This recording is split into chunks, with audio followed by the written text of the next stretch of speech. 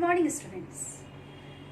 In our last class of chapter 1, basic concept of chemistry, class 11th, we have studied about the basic topics including basic definitions, including significant figures, scientific notation. All the topics are already discussed. Today we will discuss about atomic mass.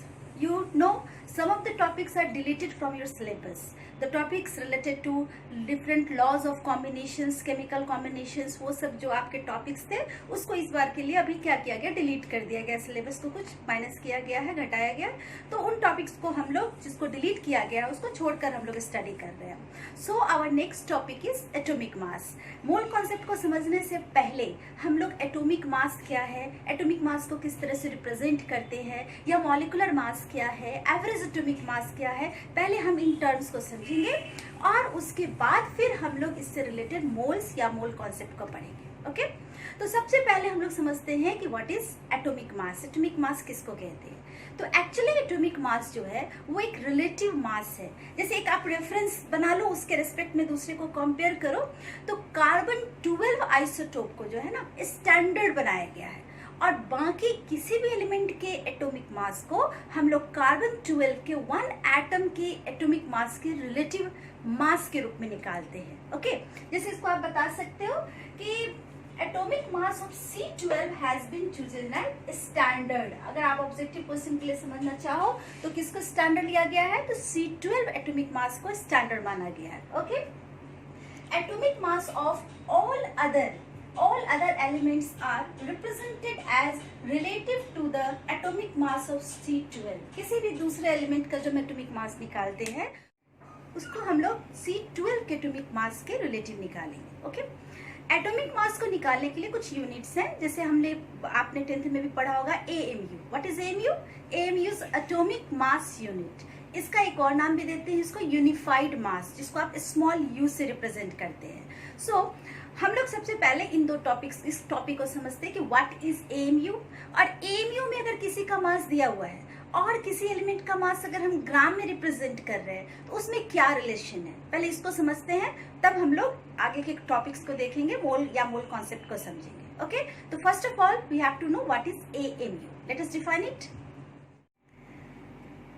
First of all, we have to know what is AMU. Actually, AMU stands for Atomic Mass Unit. Atomic Mass Unit को represent करता है। It can be defined as AMU stands for Atomic Mass Unit. It is equal to the 1/12 of the mass of one carbon atom of C12 isotope.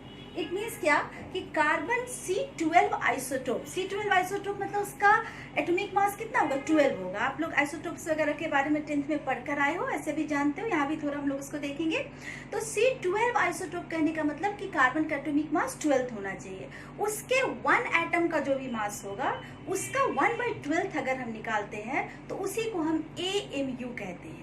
Okay, so AMU is defined as the 1/12 of the mass of one carbon atom, one C12 isotope carbon atom. Okay, अब हम 1 AMU को ग्राम में convert करके देख सकते हैं कि 1 AMU में कितने ग्राम्स आते हैं। जैसे यहाँ पर हम लोग देखते हैं, यहाँ देखिएगा 1 AMU is equal to 1/12 of the mass of one atom of C12 isotope. Let us see, atomic mass of carbon is equal to 12 gram.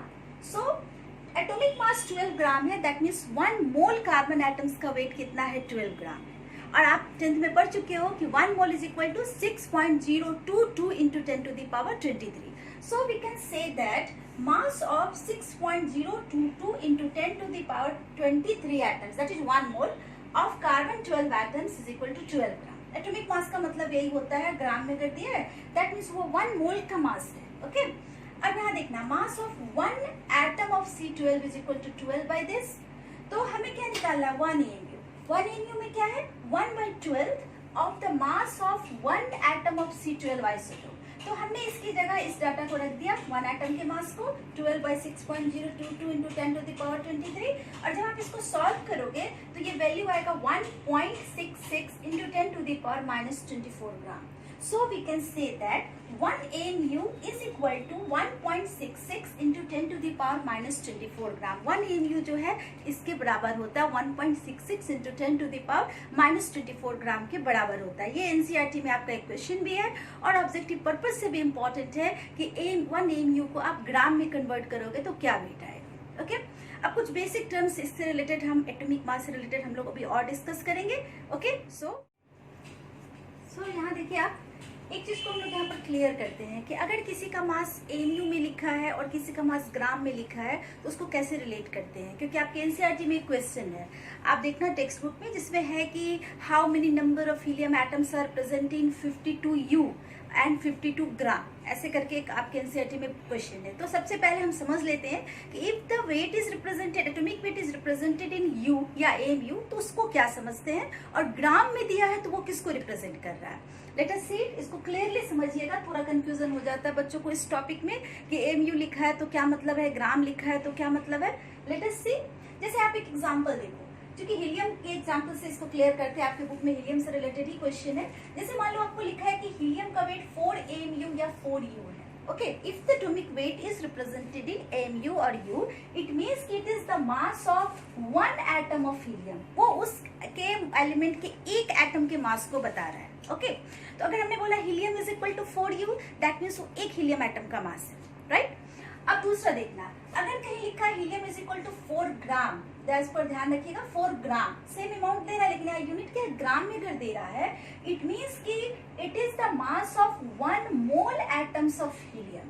वो एक मोल एटम्स का मास अगर हम ग्राम में रिप्रेजेंट करें तो वो उसमें उसको हम लोग 4 ग्राम यहाँ पर बता रहे हैं. ओके, क्लियर, इसको आप क्लियरली समझना. 4 AMU मतलब mass of 1 atom of helium, और हीलियम अगर 4 ग्राम लिखा है, that means is the mass of 1 mole atoms of helium in gram. थोड़ा कंफ्यूजिंग लगता है कि एक जगह एक एटम बोल रहे हैं, एक जगह एक मोल्स बोल रहे हैं, तो इसको हम लोग एक कैलकुलेशन करके भी इसको हम लोग शो कर सकते हैं. जैसे देखो, कहीं लिखा है कि सोडियम का एटॉमिक मास 23 U है. 23 U लिखने का मतलब वो एक सोडियम एटम के मास की बात हो रही है. और अगर दे रहे हैं कि सोडियम का एटॉमिक मास 23 ग्राम है, दैट मीन्स कि वो 1 मोल सोडियम एटम्स के मास को ग्राम में कन्वर्ट करके आपको बताया गया है. इसको आप देखो एक एग्जांपल से. जैसे देखना, हीलियम मैंने बताया 4 AMU, that is the mass of 1 helium atom. अगर इस मास को AMU से हम ग्राम में कन्वर्ट करें, तो अभी जस्ट मैंने अभी आपको पीछे बताया कि 1 AMU जो होता है वो किसके बराबर है, तो 1.66 into 10⁻24 ग्राम के बराबर है. अभी जस्ट हमने पीछे डिस्कस किया, इसका कन्वर्शन करके दिखाया था. तो इसको हमने मल्टीप्लाई कर देंगे अगर, तो ये मास अब किस में कन्वर्ट हो गया, gram. That is it is the mass of 1 helium atom in gram. अब ये ग्राम में कन्वर्ट हुआ.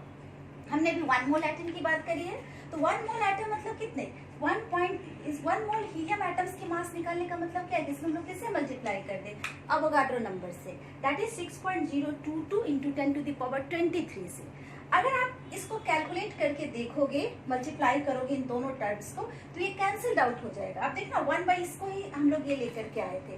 तो जब आप ये कैलकुलेट करोगे तो एग्जैक्टली जो वैल्यू है वही आपको यहाँ पर आएगा, और हमारे पास ये वैल्यू कितना आ गया, 4 ग्राम. आप करके देख लेना इसको. एक्चुअली ये क्या है, 1.66 into 10⁻24. ये हम देखना, हमने लास्ट अभी कैलकुलेशन लिखा था 1/6.022 into 10⁻23 इसके बराबर है. तो ये कैंसिल हो जाएगा, तो एग्जैक्टली हमारे पास सेम फिगर आ गया 4 ग्राम.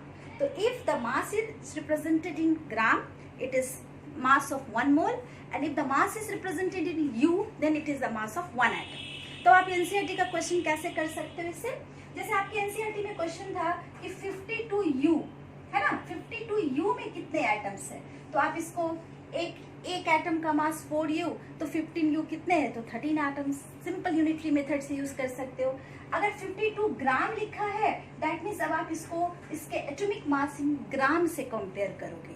जैसे क्या कि एक मोल हीलियम एटम का मास है 4 ग्राम, तो उसके कंपैरेटिवली आप इसको निकाल सकते हो. Okay, now we will understand what is average atomic mass. Okay, NCERT के इस क्वेश्चंस को हम लोग यहाँ पर इसको क्लियरली समझ लेते हैं, तब ये कॉन्सेप्ट आपको क्लियर हो जाएगा। जैसे देखो आपके एनसीईआरटी में क्वेश्चन है कि 52 U helium is equal to how much atoms of helium, और दूसरा उसी में क्वेश्चन है कि 52 gram is equal to how much atoms of helium. तो इस क्वेश्चन में कंफ्यूजन होता है बच्चों को, इसलिए इसको हम यहाँ पर आपको क्लियर कर देते हैं। देखना यहाँ पर जैसे 52 U लिखा है, दैट मीन्स कि एटम हम लोग एटॉमिक मास यूनिट की तरफ जा रहे हैं। तो आप देखना कि 4U हीलियम का मतलब होता है 1 हीलियम एटम। 4U हीलियम जैसे मैंने बताया, तो 4U हीलियम का मतलब है मास ऑफ 1 हीलियम एटम। सो 1 के लिए हम लोग यूनिटरी मेथड से निकालेंगे तो 1/4 होगा, और अगर 52U हीलियम के बराबर कितने एटम्स हो जाएंगे तो 13 हीलियम एटम्स हो जाएंगे। Is it clear to all of you? आपको समझ में आया कि 4U दिया है और 52U में कितने हीलियम्स निकालने हैं? तो इस तरह से सॉल्व करके हम देख सकते हैं कि 52 AU अगर हीलियम है तो उसमें हीलियम के कितने एटम्स है, तो 13 एटम्स, 13 एटम्स प्रेजेंट है, राइट। अब देखो अगर यहाँ पर क्वेश्चन में 52 ग्राम दिया हुआ है तो देखिएगा आंसर कैसे ड्रास्टिकली चेंज हो जाता है, काफी चेंज हो जाएगा। इसमें कितने हीलियम के एटम्स हैं? तो यहाँ पर देखो 4 gram helium is equal to 6.022 into 10 to the power 23 helium atoms. अभी मैंने समझाया अगर ग्राम लिखा है दैट मीन्स 1 मोल की बात हो रही है, दैट मीन्स इसमें कितने एटम्स हैं। सो 1 में कितने होंगे, सो 52 ग्राम में कितने होंगे। और इजिली अगर आप इसको यूनिटरी मेथड से सॉल्व करोगे then your answer will be 7.83 into 10 to the power 24 atoms. आप क्लियरली देख सकते हो इस दो छोटे छोटे यूनिट से कितना बड़ा डिफरेंस आ जाता है। तो एक तरह से आपके एनसीईआरटी का ये क्वेश्चन यहाँ पर सॉल्व हो गया। आप इसको समझ लो और इसको क्लियर रखना अपने माइंड में कॉन्सेप्ट कि what is mean by you. अगर यू दिया है तो क्या है, और अगर ग्राम लिखकर वेट दे रहा है तो इसका मतलब क्या है। तो इस तरह का कोई भी क्वेश्चन आप सॉल्व कर सकते हैं। Okay, now we will understand what is average atomic mass. Okay, now we will understand what is average atomic mass. Average atomic mass क्या है उसको देखते हैं। तो एक्चुअली आपने पढ़ा है लोअर क्लासेस 10th में भी पढ़ा आपने कि बहुत सारे एलिमेंट्स जो होते हैं वो डिफरेंट आइसोटोपिक फॉर्म में एग्जिस्ट करते हैं। जैसे कार्बन ही देख लो, C12 है, C13 है, C14 है। Do you know isotope? Isotope क्या है? जिसमें एटॉमिक नंबर सेम होता है बट एटॉमिक मास क्या होता है, डिफरेंट होता है। तो जैसे कार्बन ही लेते हैं तो उसमें 3 एटॉमिक मास है, 12 भी है, 13 ग्राम भी है, कुछ का 14 ग्राम भी है। हाइड्रोजन भी लेते हो तो 3 आइसोटोप्स है, H1, H2, H3, मतलब 1, 2, 3 एटॉमिक मास वाले हैं। तो और भी बहुत सारे एलिमेंट्स हैं जो डिफरेंट आइसोटोपिक फॉर्म्स में पाए जाते हैं, मतलब उनके एटम्स का मास डिफरेंट हो सकता है। तो उनके केसेस में इट मीन्स कि in case of isotopes the atomic mass is calculated in terms of average atomic मास। उसके टर्म में हम लोग उसको कैलकुलेट करते हैं। ओके, तो वो कैसे कैलकुलेट करते हैं उसको देखते हैं। तो actually average atomic mass is related to the relative abundance and the atomic mass of the isotope. दोनों पर डिपेंड करता है कि आइसोटोप का क्या मास है और उसका कितना परसेंटेज अवेलेबल है, टोटल का कितना परसेंटेज कौन सा आइसोटोप है। इसको आप मैथमेटिकली कैसे समझ सकते हो, देखना। जैसे मान लो कोई भी आइसोटोप है, जैसे कार्बन ले लो तो C12 है, C13 है, C14 है, कोई भी आप देख सकते हो। और ये उसका रिलेटिव एबंडेंस मतलब परसेंटेज हमने बताया, जैसे हो सकता है कोई एक 90% है, कोई एक 10% है, या जो भी अलग अलग आपको परसेंटेज दिया हुआ है। तो ये कौन सा आइसोटोप का कितना परसेंट प्रेजेंट है उसको हमने यहाँ पर स्मॉल a b c से रिप्रेजेंट किया। मतलब a है, b परसेंट और c परसेंट है। और यहाँ जो हमने XYZ लिखा है यहाँ पर ये रिप्रेजेंट करता है कि उस पर्टिकुलर आइसोटोप का कितना मास है। जैसे अगर C12 रहता तो यहाँ पर 12 ग्राम, C13 रहता तो 13 ग्राम। मतलब ये आपको आइसोटोप्स का डिफरेंट आइसोटोप्स का एटॉमिक मास है। तो उस समय उसका एवरेज एटॉमिक मास निकालने के लिए हमारा कैलकुलेशन होगा A इंटू X मतलब परसेंटेज और उसका atomic mass plus B into Y plus C into Z, मतलब जितने आइसोटोप्स दिए हुए हैं उसका परसेंटेज को उसके एटॉमिक मास से मल्टीप्लाई करना, सबको सम अप कर दीजिएगा और डिवाइडेड बाय टोटल अबंडेंस मतलब 100%, जो कि परसेंटेज की बात है तो हम उसको 100 से डिवाइड कर देंगे। तो जो भी मास आएगा वहां पर वो उस पर्टिकुलर एलिमेंट का एवरेज एटॉमिक मास होगा। Is it clear? बहुत क्लियरली आपने इसको देखा कि उसका आपको इस टॉपिक से रिलेटेड एनसीईआरटी में 2 क्वेश्चंस है। आप देखिएगा टेक्स्ट बुक के में 2 क्वेश्चंस है। आप बस इसी फॉर्मूले को यूज करना, टेबुलर फॉर्म में लिख लेना। एक क्लोरीन का क्वेश्चन है, एक आर्गन का क्वेश्चन है, देखिएगा। तो उसी में आप करना कि relative abundance into mass plus relative abundance into mass करके डिवाइडेड बाय 100 कर दोगे तो आपका वो क्वेश्चन भी सॉल्व हो जाएगा. So this is average atomic mass which is related to the elements which exist in different isotopic forms. Okay, mass से रिलेटेड एक और टॉपिक होता है मॉलिक्यूलर मास. उसको आप बहुत बार प्रैक्टिस कर चुके हो, उसको आप बहुत बार बना चुके हो. मॉलिक्यूलर मास क्या होता है? Actually it is the sum of the atomic masses of all the elements present in a molecule. एक मॉलिक्यूल में जितने भी एलिमेंट्स प्रेजेंट है उन सब के एटॉमिक मास के सम को हम उसका मॉलिक्यूलर मास कहते हैं. और इसको आपने कई बार सॉल्व भी किया है, 10th में भी बहुत सारा क्वेश्चंस बनाया है. तो उसके लिए हमें कुछ बहुत हमने रिवीजन क्लासेस में भी आपको बताया कि कैसे हम मॉलिक्यूलर मास को निकालते हैं. ओके, तो आप मॉलिक्यूलर वेट समझ गए कैसे निकाला जाता है. जैसे कि एग्जाम्पल करके भी हम लोग यहाँ देख लेते हैं. एवरेज एटॉमिक मास आप समझ रहे हो, एएमयू आप समझ रहे हो. तो इस टॉपिक के बाद अब हम लोग नेक्स्ट टॉपिक जो स्टार्ट करेंगे आवर नेक्स्ट क्लास में, that is your mole concept. बहुत इंपॉर्टेंट टॉपिक, एक तरह से बेसिक है कई सारे न्यूमेरिकल्स, कई सारे टॉपिक्स का. So in our next class we will discuss mole और mole concept. But before that we will solve one और two more examples for molecular weight, ताकि आपको कहीं कोई दिक्कत ना हो मोल्स के क्वेश्चंस को सॉल्व करने में. ओके ओके, तो मॉलिक्यूलर वेट या मॉलिक्यूलर मास निकालना आप ऑलरेडी बहुत प्रैक्टिस कर चुके हो 10th में. बट एक दो एग्जांपल्स हम लोग यहाँ भी कर सकते हैं, कर देते हैं हम लोग यहाँ पर, ताकि आपको इसको रिकॉल कर लो. और एक बात मैंने आपको पहले के रिवीजन क्लासेस में भी बताया, लास्ट क्लासेस में, कि अगर आपको न्यूमेरिकल्स सॉल्व करना है, मोल्स समझना है, मोल कॉन्सेप्ट या कोई भी रिलेटेड न्यूमेरिकल्स पढ़ना है, तो सबसे पहले आपके पास बेसिक इंफॉर्मेशन, बेसिक नॉलेज होना चाहिए. तो आप सारे एलिमेंट्स के कम से कम 30 तक तो जरूर से एटॉमिक नंबर सीक्वेंस में याद कर लेना. और कुछ स्पेसिफिक जो बार बार एलिमेंट्स यूज होते हैं उसका एटॉमिक वेट भी आपको याद होना चाहिए. ये सब मैं बार बार बोलते आ रही हूँ, तो आप ये सब पर कमांड करना, ताकि जब आप क्वेश्चन सॉल्व करने बैठो तो आप एटॉमिक मास, एटॉमिक नंबर, ये सब जगह पर आप नहीं अटको. ओके, तो कुछ फेमिलियर एलिमेंट जो बार बार आएंगे उसके एटॉमिक मास धीरे धीरे आप उसको रिकॉल कर लेना, याद कर लेना. एक तो एग्जांपल्स हम देखते हैं, जैसे मॉलिक्यूलर मास निकालने का. मैंने क्या बताया, मॉलिक्यूलर मास क्या है? It is the sum of the atomic masses of all the elements present in a molecule. जितने एलिमेंट्स है उसके सम कर मास के सम को मॉलिक्यूलर मास कहते हैं. जैसे यहाँ पर देखना, जैसे CO2 है, तो C में कार्बन 1 है तो कार्बन का एटॉमिक मास 12 और O2 है, यानी 2 ऑक्सीजन के लिए, तो 2 इंटू ऑक्सीजन का एटॉमिक मास क्या 16 किया, और फिर हमने सबके एटॉमिक मासेस को प्लस कर लिया, तो 44 हमारा मॉलिक्यूलर मास है. वैसे CH4 का अगर मॉलिक्यूलर मास निकालना है तो 12 प्लस 1 इंटू 4, हाइड्रोजन का एटॉमिक मास 1 है, और चूंकि 4 हाइड्रोजन है इसलिए हमने उसको 4 से मल्टीप्लाई किया.